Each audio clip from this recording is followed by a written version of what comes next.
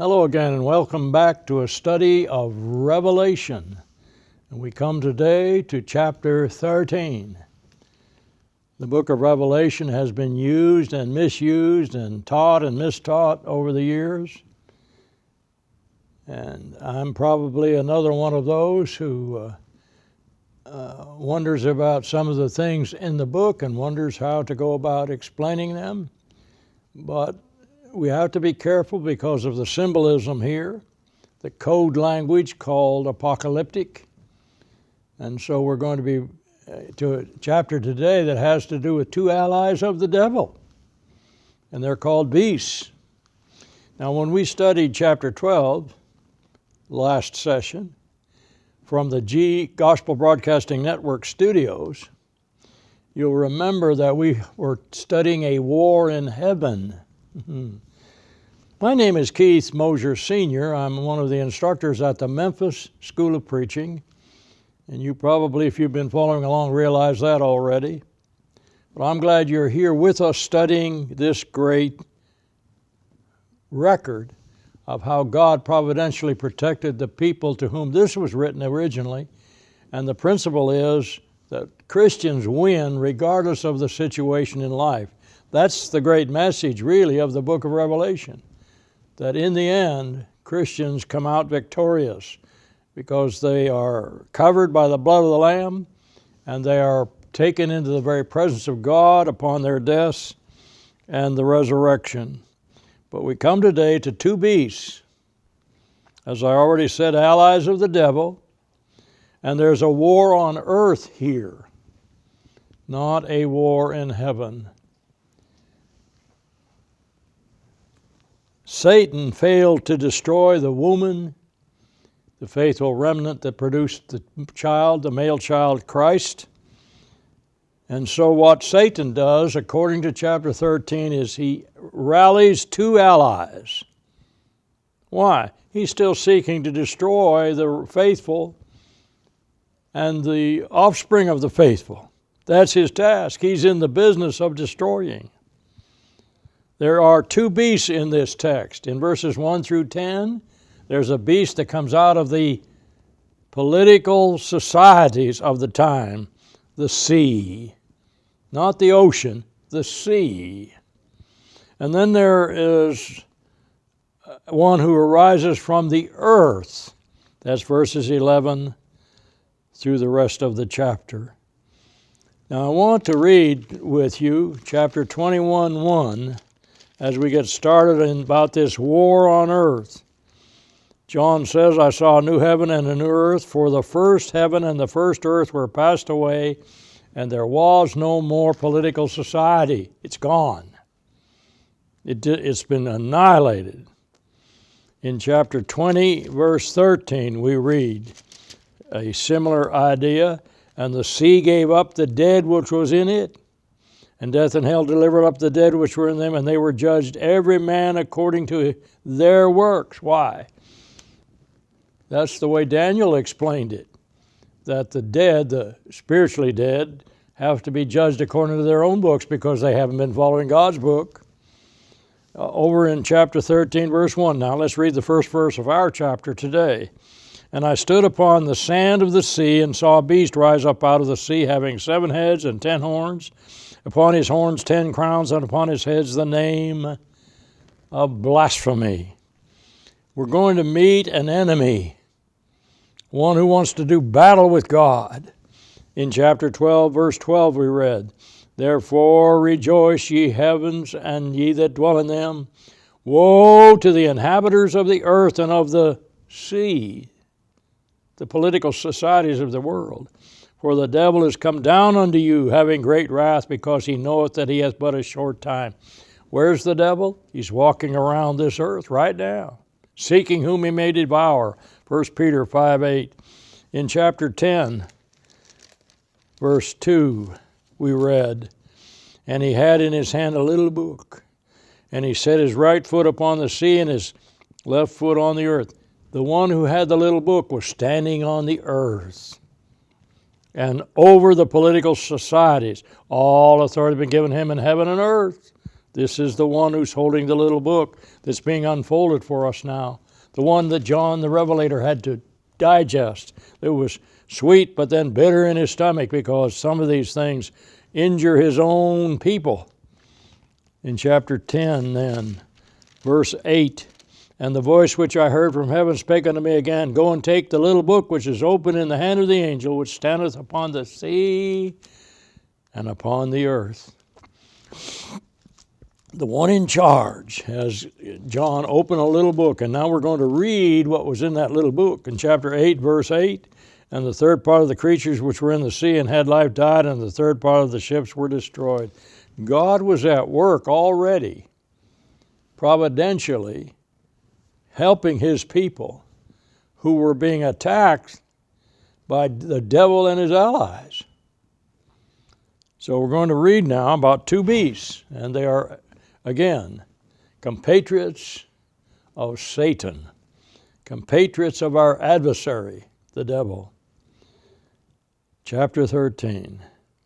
Now we have a textual problem in verse 1. The uncials, the large print manuscripts, the Greek manuscripts that are all capital letters, the two oldest, the Vaticanus and the Sinaiticus, have, and he, the dragon, stood upon the sea. That's the way the American Standard reads, in fact. And so, either way, though, this beast is coming out of the east. And he's rising out of the political societies of the time. Well, the political society of that time, Rome, was oppressing Christians. And that's what John sees. This beast coming out of these political societies, oppressing Christians, trying to get them destroyed. To the Hebrew, when you use the word sea, you are talking about a tremendous force. Look at chapter 29 of the Psalms and verse 3. The voice of the Lord is upon the waters, the God of glory thundereth, the Lord is upon many waters, the voice of the Lord is powerful. Verses 3 and 4a.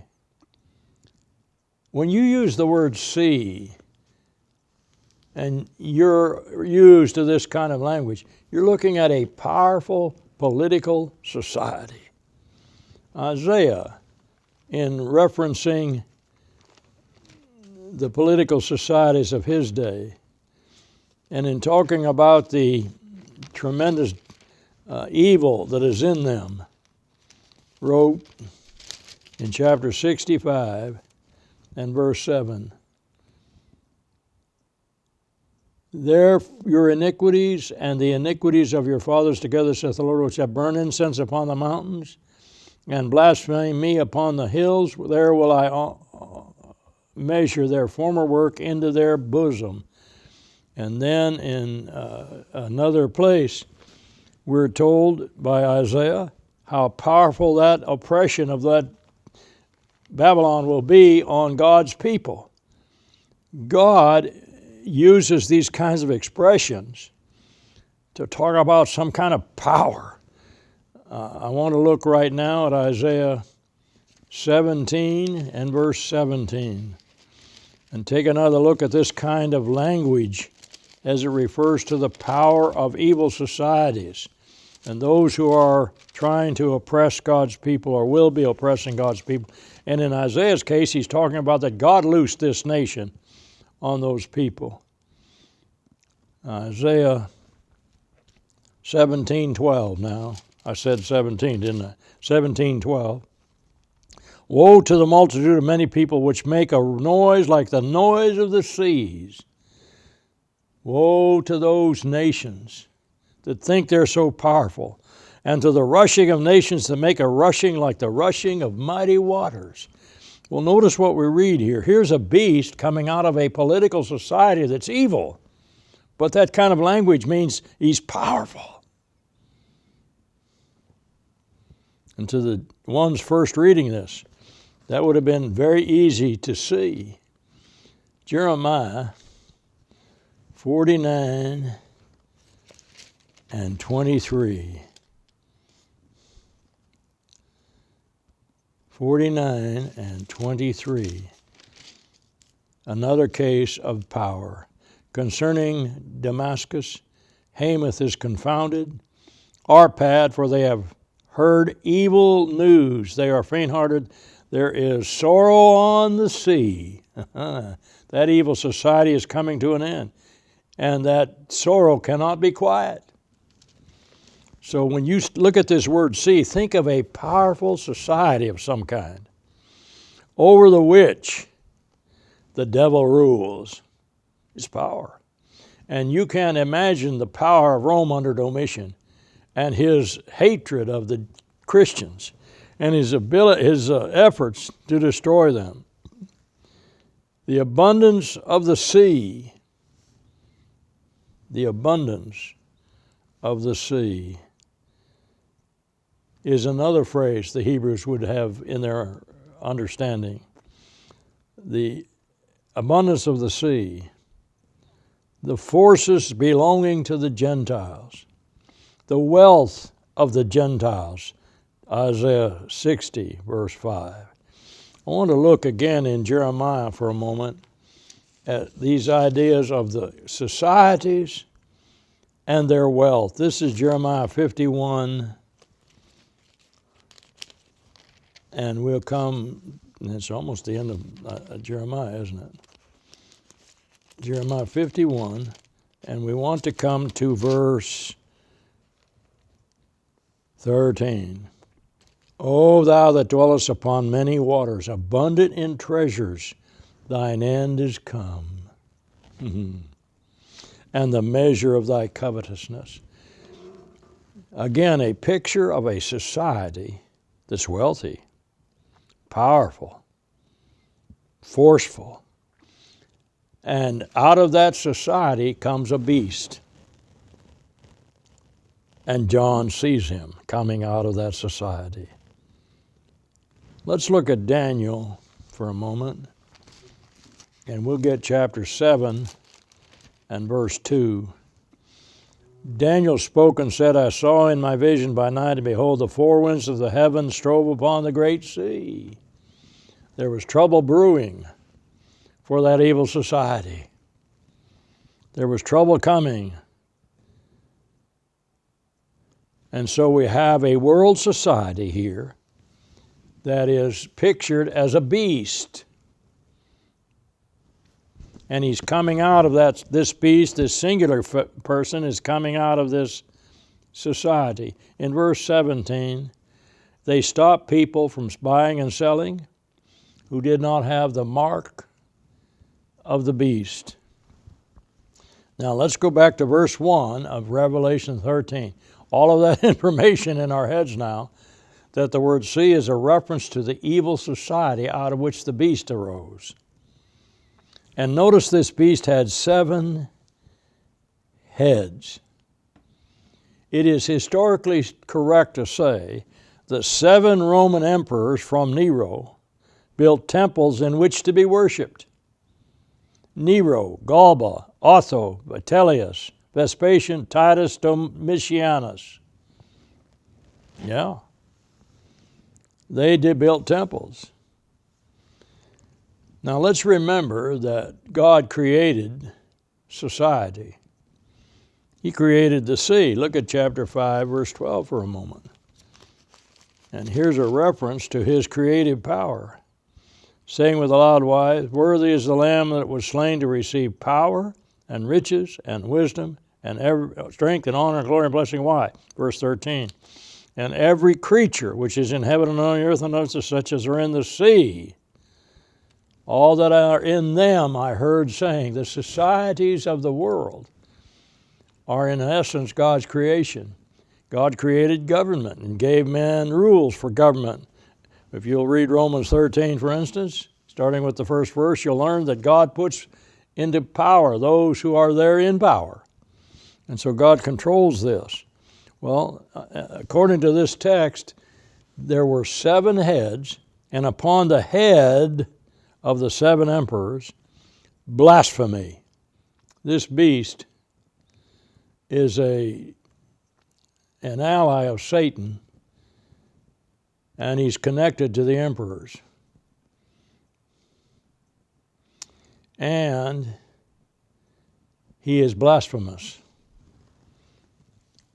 The emperors call themselves Lord God. That's blasphemy. In fact, Domitian wrote, "The Lord God decrees."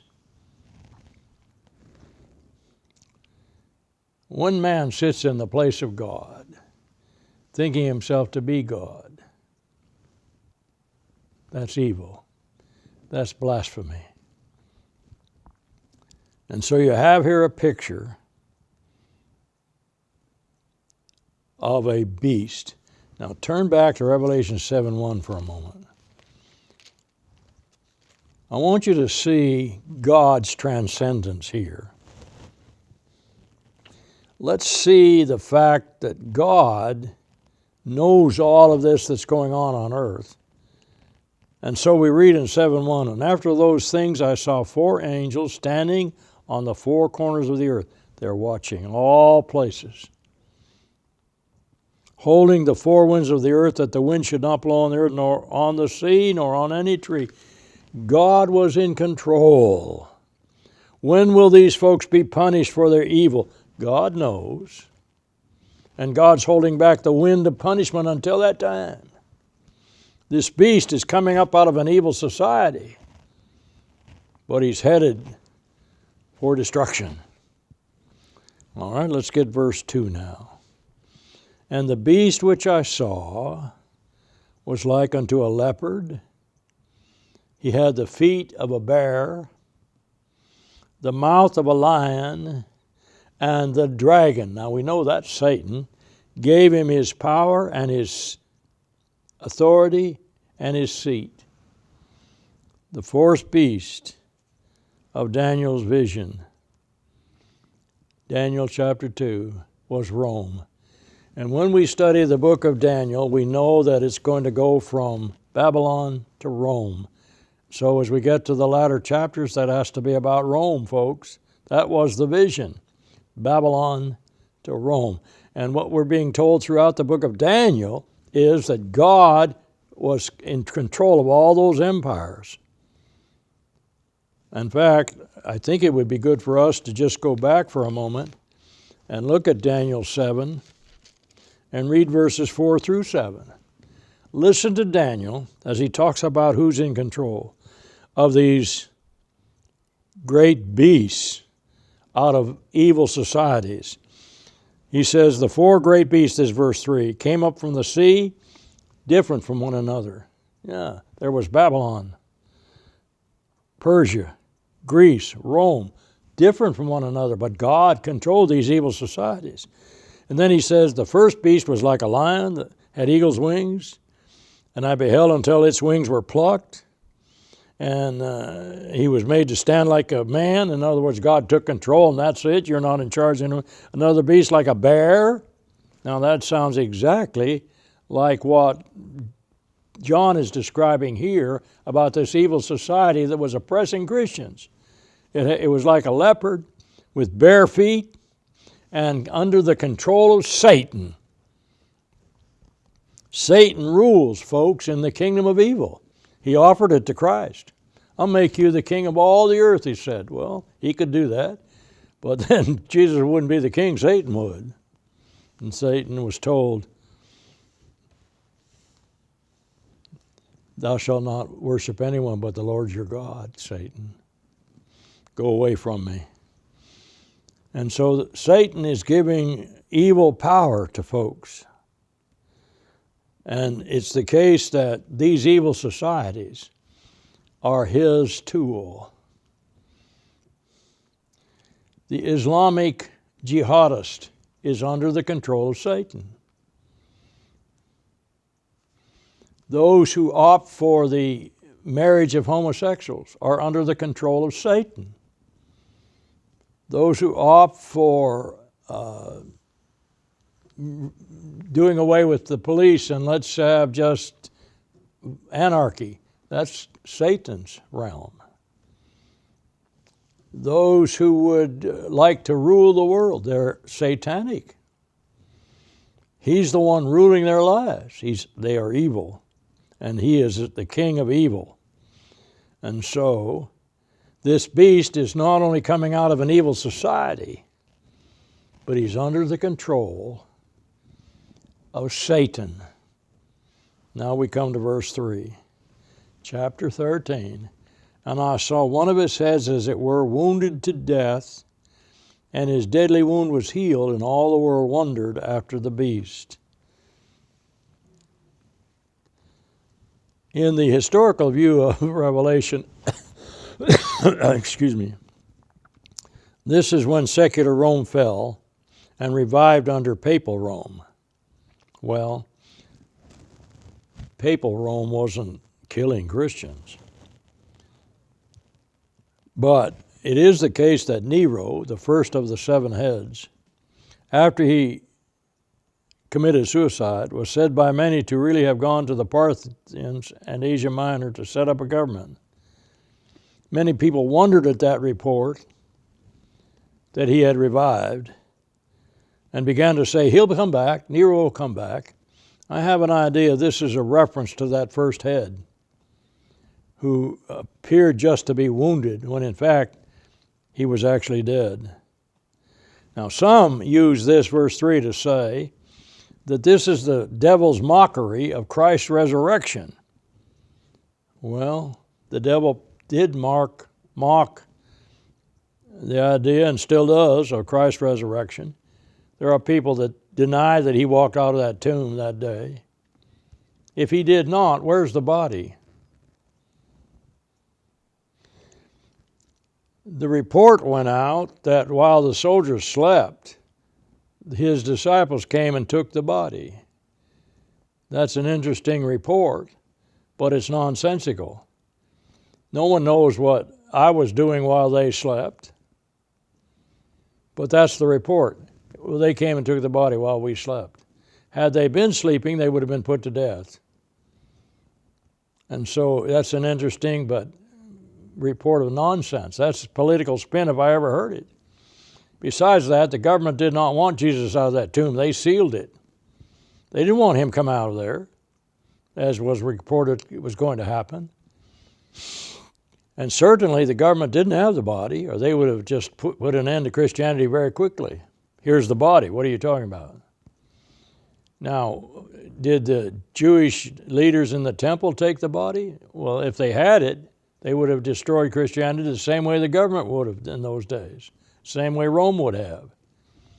And so it's kind of far-fetched to think that verse 3 here, talking about a beast out of the evil society, has anything to do with the mockery of Jesus' resurrection. The death stroke on Christians that came from Rome began with Nero and was revived under Domitian. I think that's part of the statement here in verse 3. Tertullian called Domitian a man of Nero's type.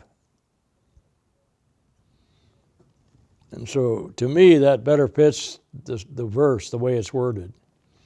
But nevertheless, we have a beast out of an evil society, and he is connected to the emperors.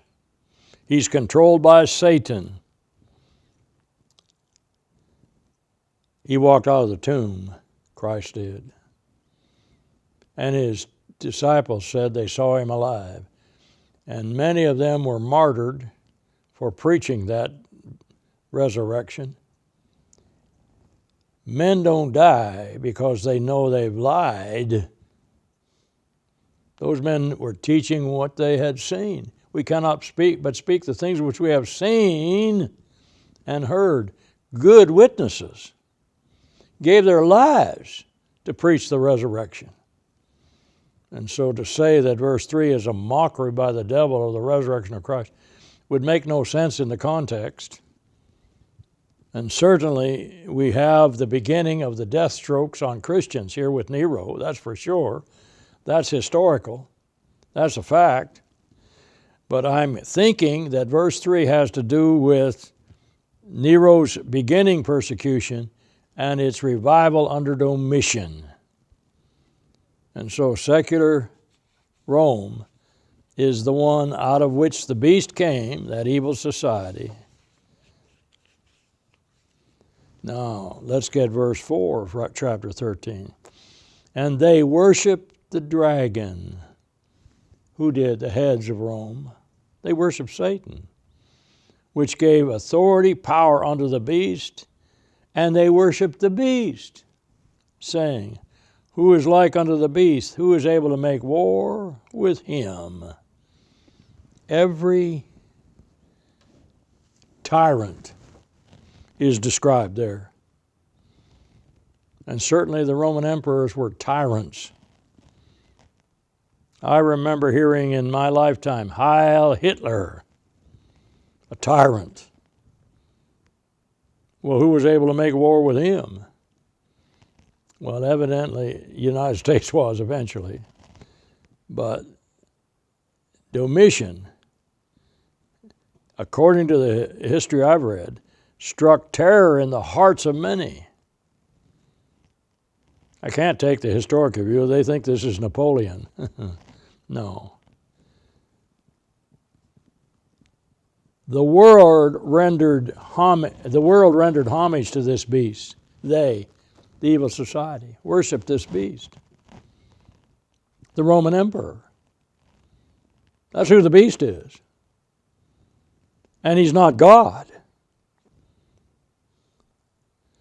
And so if you worship this beast, you don't have the way to victory. You have the way to destruction. The beast out of that evil society is the emperor of Rome. His name is Domitian. The ancient gods had failed them, the Romans.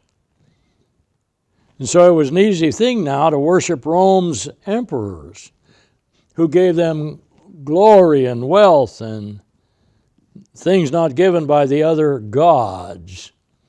The emperors were quite wise in terms of politics, in terms of knowing what was going on in the society over which they ruled with an iron fist.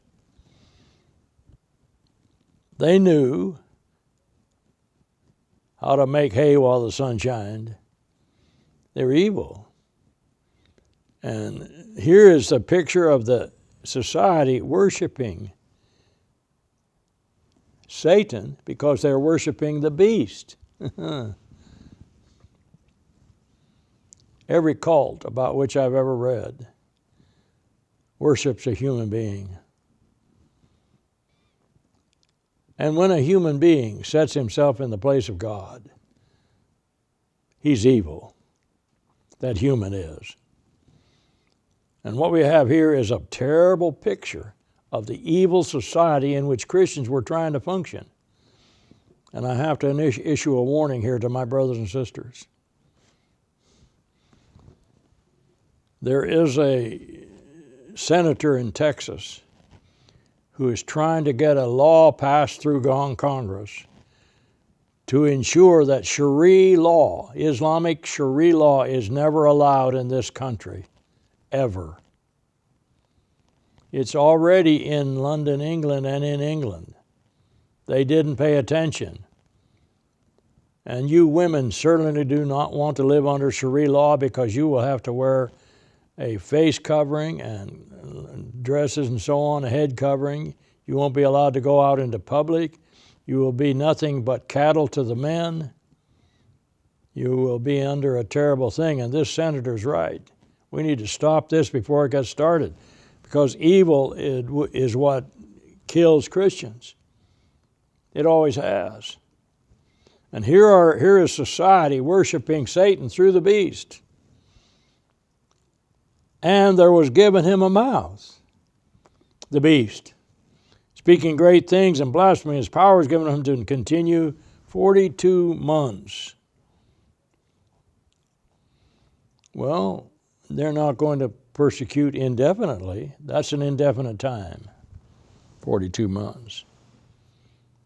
And so I see that 4 things, according to verses 5 and 7, are given to the emperor.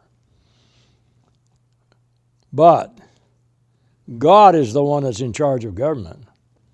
Therefore, the dragon has permission to the beast. Daniel said the same thing about the evil societies of his time, Daniel 7:28, that in essence God was controlling it, allowing it, but really the power was coming from evil to the beast, the emperor. Well, what they would do, these who we're going to learn about in just a moment in the rest of the chapter, they would have this statue of the emperor, and this other beast that we're going to read about could get up inside the statue and speak through it. It was big enough for that, and so the beast was given a mouth. And of course they spoke blasphemy and ugly things. Why would God allow persecution? Man's free will.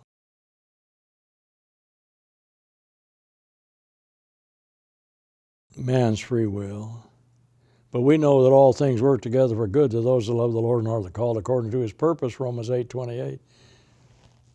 To the Romans, Paul said, if they kill you, it will work out all right for you, you'll be in paradise. And so God doesn't interfere with these kinds of things. Otherwise, he'd be interfering with our free will all the time. He gave us the ability to love him, really love him by free will. But that also gives man the ability by free will to do evil. And these folks are practicing evil extremely so. Here's a statue of the Roman Empire. You have to bow down to it. And it spoke to me. Well, it didn't really, because there was somebody inside that we're going to read about in just a moment speaking through that statue. And so it was given unto him to make war with the saints. Let every soul be subject unto the higher powers. There's no power but of God. The powers that be are ordered of God. Romans 13:1. God allowed the emperor to continue, but only for an indefinite time. Verse 5, 42 months. That's not permanent. That's not eternity. That's an indefinite time. Of course, we're not under Rome anymore, are we? Early Christians living under this evil situation still preach the gospel.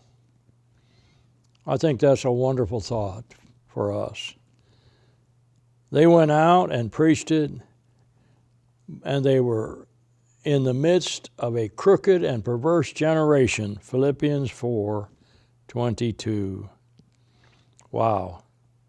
I was asked one time, could you be a Christian in Russia? When that question was asked, Russia was behind the Iron Curtain, very evil place. The wall had not come down yet. And I said, well, of course. But that's a communist government. I said, government doesn't have anything to do with my salvation. Well, they might put you to death. That's why I want to be a Christian. Paradise isn't on earth. That's materialism that puts it there. There isn't any way to have utopia here as long as we have free will. Men are going to decide to do evil, and when they see those who aren't doing evil, who want to be like light, men hate it. They love darkness rather than light. For their deeds, the men in the darkness are evil. They don't want to hear from us. They don't want me to tell them to quit drinking and carousing and fornicating, stealing and rioting and just practicing all kinds of perverse things. They don't want to hear that. And if they hear it from me, they're going to try to hurt me. And this is the point of Revelation, that even in the midst of all this evil from the Roman Empire, the Christians went out and preached the gospel. Acts 28 and verse 30, Paul's he's a Roman prisoner. He's chained to a Roman guard when he said that.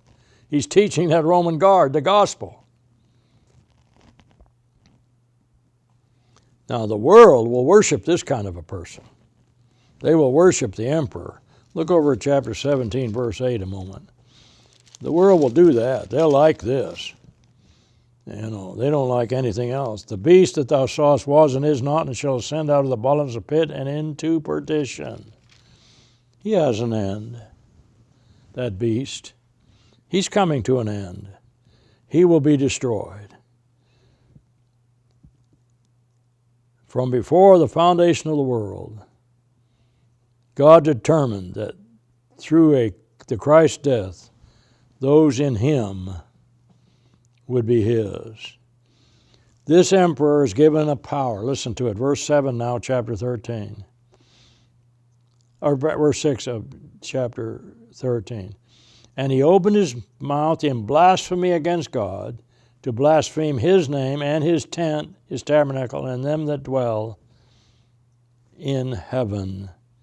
The beast's true character is one of blasphemy. God's tabernacle today is the church of Christ on earth. But it dwells in heaven. That's where its mind is. That's where its soul is. Our citizenship is in heaven, Philippians 3:20 and Ephesians 2:6. We sit with God in the heavenlies. In fact, that's the theme of the book of Ephesians 2:6. We are sitting in the heavenlies, and our citizenship isn't really here. We're strangers and pilgrims here, Christians. But the evil society under which we live will speak against us. And certainly Rome was speaking against the Christians of its day. And Domitian was trying to kill all of them. He wanted to destroy all of the Bibles and so on. And so it was given unto him to make war with the saints, this is verse 7, and to overcome them, and power was given unto him over all kindreds and tongues and nations. This man, this beast, is very powerful. And God allowed him to continue, but again, for just 42 months. God is still in control of this world. I mentioned that last night to a faithful Christian, that God's in control, and she said to me, but the world doesn't want to hear that, and she's right. We had a gentleman in our society who claimed that something called climate warming would destroy humanity in 10 years. That was about 15 years ago. Now he has come out just in the last few days and said he wasn't wrong, he wasn't right. It won't destroy humanity. Some people will suffer a little bit from climate warming, but not everybody. And so it's interesting how men take it upon themselves to try to control society. And that idea of climate warming has controlled society now for at least 20 years. And it's not true. God is in control of this world. He's not going to allow his world to be destroyed by man. It's his. It belongs to God. He said the cattle on 1,000 hills belong to him, and I'd add 1,001 also. And so we need to understand who's in charge here and who allows what and why he allows it. But before he ever created us, Christ was in essence slain for us so that we need not die and go to hell. We can die and go to heaven. Verse 9, if any man have an ear, let him hear what? Look at verse 8. And all that dwell upon the earth shall worship the beast, whose names are not written in the book of life of the Lamb slain from the foundation of the world. Now to the premillennialist, this beast is Antichrist, some special individual who's going to rule the world. But John told us that the Antichrists were already at work, and they've been at work for 2,000 years. That Antichrist thing is a made-up doctrine by somebody evidently who didn't have much else to do that day. It's nonsensical. There's always been evil in the world. The battle of Armageddon has always been fought. There is a battle always between good and evil. Evil wants to destroy the good. It hates it. And so they love this beast, and they worship him, the emperor. Why? They don't want to go and starve to death. They want to be able to buy and sell and get gain. And so, if any man has an ear, if you really want to hear the truth here, would you listen? That's an interesting statement, verse 9. Well, when we read chapters 2 and 3, we have a picture of the Lord talking to 7 congregations in Asia Minor. And each one of those talks ends with, he that hath an ear, let him hear what the Spirit saith to the churches. You want to know what the Holy Spirit's saying? You have to read His book. The sword of the Spirit's the Word of God, Ephesians 6. And so we better pay attention to what we're reading here.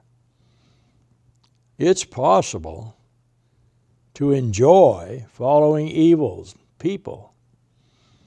And we have a picture here of this society, this sea out of which the beast rose, worshiping him and enjoying it. They want to do it. It's a whole lot easier, they think, than following God. Eat, drink, and be merry, for tomorrow we die, Let's just be hedonistic here and live it up. And we'll do what everybody else is doing. I pulled into McDonald's one day. Don't pull in there anymore. It's too fattening. But this particular day, the lady handed me one of those receipts. So I handed it back. I said, would you throw that away for me, please? She threw it on the ground outside the window. I said, what are you doing? She said, everybody does it. There is the national anthem of evil. Everybody does it. And I said, no, ma'am, I don't. And I opened my door and picked it up, put it over here by, I threw it away when I got home. He that leadeth into captivity shall go into captivity. Chapter 13, verse 10. You want to follow evil? That's the blind following the blind. That's the captive following the captive. That's a bad path. He that killeth with the sword must be killed with the sword. Here is the patience and the faith of the saints. I don't follow evil. Because I know that what I sow, I'm going to reap. Those who are going into some kind of prison in Rome need to be careful not to give in and worship the emperor. Can't do that. Here is the steadfastness and the faith of the saints. You don't want to follow that path of evil. It won't take you where you want to go. This verse doesn't mean that if we fight the world's way, we lose. What it says is have steadfastness in whatever situation you are, because God will give you the victory. Paul was describing for the Corinthians that he kept under his body and brought into subjection, lest while he preached to others, he himself should be a castaway, by referencing an Old Testament scene of escaping from Pharaoh's army and being baptized unto Moses in the cloud and in the sea, 1 Corinthians 10, 1 through 4. They went across the Red Sea on dry ground, walls of water on either side, God's cloud of protection overhead, the dirt underneath that's dry. They're immersed in the scene, and they were immersed unto Moses, who was on the other side of the Red Sea, waiting with his staff for everybody to come. And you remember the water came back and killed all of the Pharaoh's army. And he said all of that was done as an example for us. But the sad thing is that once they got to the other side and got around Sinai, they began to worship the golden calf. Rose up to eat and drink and sat down, rose up to play. Sat down to eat and drink and rose up to play. They were practicing orgies around this golden calf. Moses came down from the mountain with the 2 tablets containing the 10 commandments, saw this, threw the tablets down, broke every one of them. He was so angry. When he saw that, what caused them to make that golden calf? Verse 12, wherefore let him that thinketh he standeth Take heed lest he fall. I think the common idea of that verse is that the moment you think you're saved, you're lost because you can't think that way. The moment you think you've attained it, you're lost. No. In the context, he's talking about those Israelites who made that golden calf around Sinai. And he said they got to thinking, Moses is on the mountain, Joshua's halfway up, we don't have a leader, we have to make one. And when I think I'm all alone in my present evil situation, that's unlike anyone ever else has had, then when I think I'm like that, when I think I'm standing all alone, I'm ready to fall. Because I can't teach from 1 Corinthians 10:12 that the moment I think I'm saved, I'm lost. Or if I think I'm standing faithfully, I'm lost.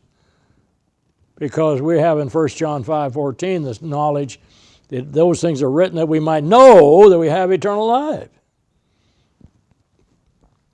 And so what does 1 Corinthians 10:12 really teach? When you think you're standing alone, you're ready to fall. For, that's how I know what verse 13 means in 1 Corinthians 10. There hath no trial, the King James has temptation, this is an outward trial, taken you such as is common to man. There's nothing that could happen to me in this life that could not happen to you. There's nothing that could happen to you that could not happen to me. Every trial is common to man. There's nobody so special that he gets a trial so heavy he can't take care of it. God doesn't put things like that on us. Everybody's equal here. Everybody has free will. Everybody has the right to choose here. And so we're not going to be tried above that which we're able. Whatever we receive is what every human can receive. And what's the key to escape falling when I think I'm all alone? God is faithful. He hasn't gone anywhere. That's what our verse just said. The patience and faith of the saints is that in the middle of all of this persecution by Domitian, you can remain faithful. Don't follow that other path, just trying to escape the persecution. Stand fast. It got so bad under Domitian that there began to be a group of people who had been members of the Church of Christ who quit. They were afraid to die. They have a special term. They had a special term for those folks, the lapsus, the ones who lapsed. In the Latin, lapsus. Well, they quit. But you want to be a saint, you're going to be steadfast and full of faith. Now, here comes that other beast. The beast from the earth. I'm going to give them a name before I even start. This is the priesthood, the Roman priesthood that served the emperor. These are some of the people who got inside the statue and made it talk.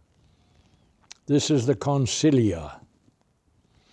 And I beheld another beast coming up out of the earth. He had 2 horns like a lamb, and he spoke as a devil, a serpent. He's a therion, wild beast. And when he's in close proximity to the first beast, he appears rather like a lamb. He has 2 horns like a lamb. Sounds very good when he's telling us about the emperor. Okay, not too bad, not too offensive. But his voice is Satan's. He's a sheep in wolf's clothing. He's a Roman priest to the emperor.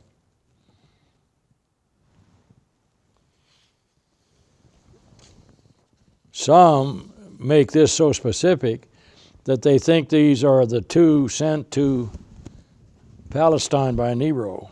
No, there's more than 2 here. And he exercised, verse 12 now, all the power of the first beast before him, and caused the earth and them which dwell therein to worship the first beast, whose deadly wound was healed.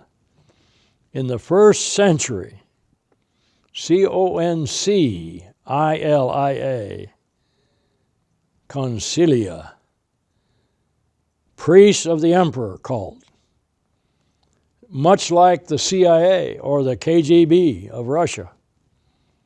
They made sure that you worshiped the beast, and then you could buy and sell and get gain. Otherwise, you couldn't do it.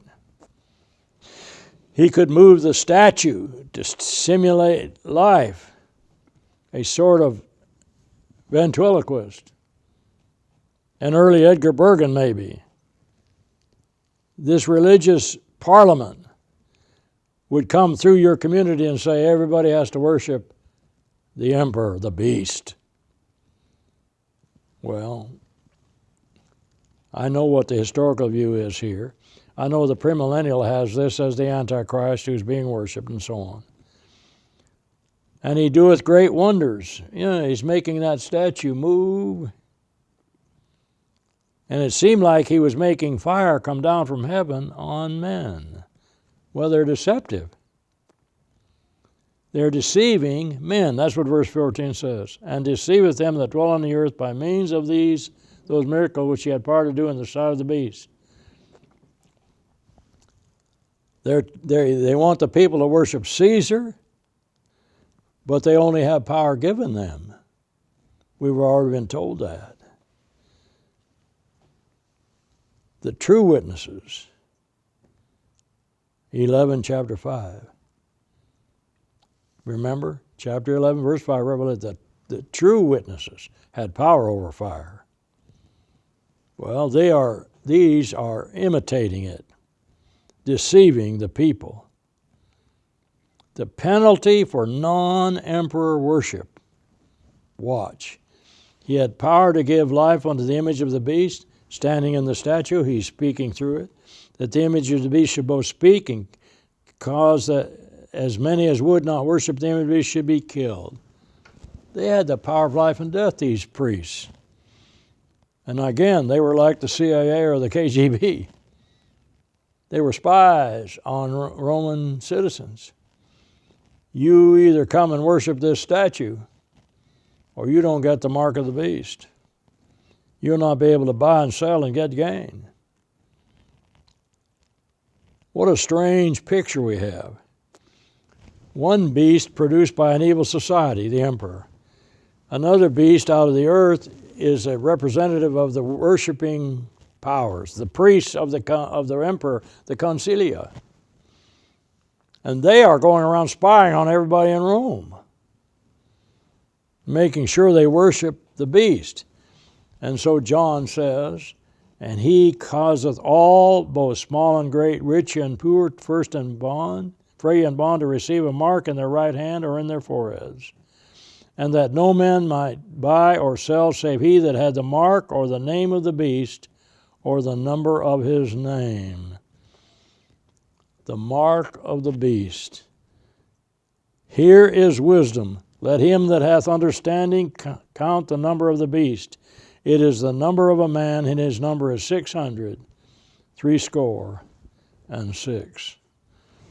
The word mark there is CHARAGMA, charagma, something engraved or stamped or etched. According to verse 17, Christians who refuse to worship the beast would live in scarcity. They would be unable to buy or sell or get gain. Now, according to some, this number 666 is equal to Nero and the letters of his entire name, Neron Kaiser, Neron Caesar. We do have a symbol here of an emperor, of maybe all 7 emperors, because 6 is an imperfect number. 666 is total evil.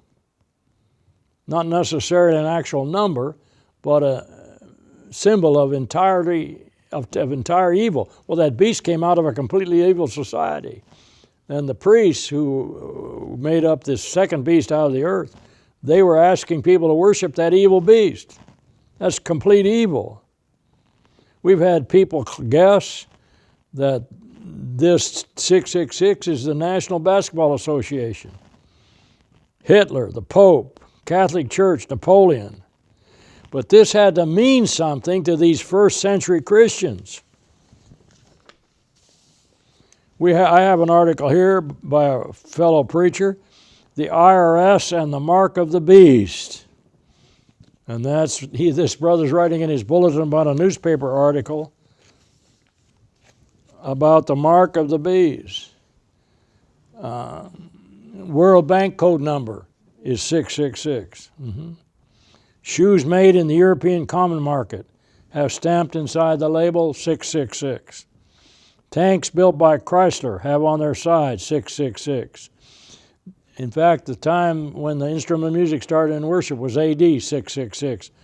What we have here is an evil description, complete evil. 777 would be perfect holiness. We could give that number to God.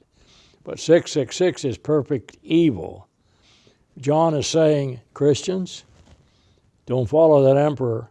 He's completely evil. Or you might know that overseas telephone operator number from Israel is 666. Well, no one knows for sure about this number of a man, but the man mentioned in the text is the beast out of the sea, and he's completely evil. And so I'm not troubled by that particular number per se, but I am troubled to know that if I follow an evil leader, I'm certainly not following Christ. Two beasts, one out of the evil society, the emperors, there are 7 of them mentioned here. And then the concilia, the priesthood, that insisted that the people worship or they would not get a stamp of approval to buy and sell. What a terrible society. Brothers and sisters, we can survive under evil leaders, but we have to pray that they leave us alone that we might live a quiet and peaceable life, 1 Timothy 2:2. And I pray that you're at peace with God, because that's the way to victory. And that's the way you win the crown of righteousness, which God will give to those that love Him. James 1:12. May God bless you in your study of the Bible, and I hope to see you again as we get to chapter 14 in Revelation in the next edition. Thank you for watching.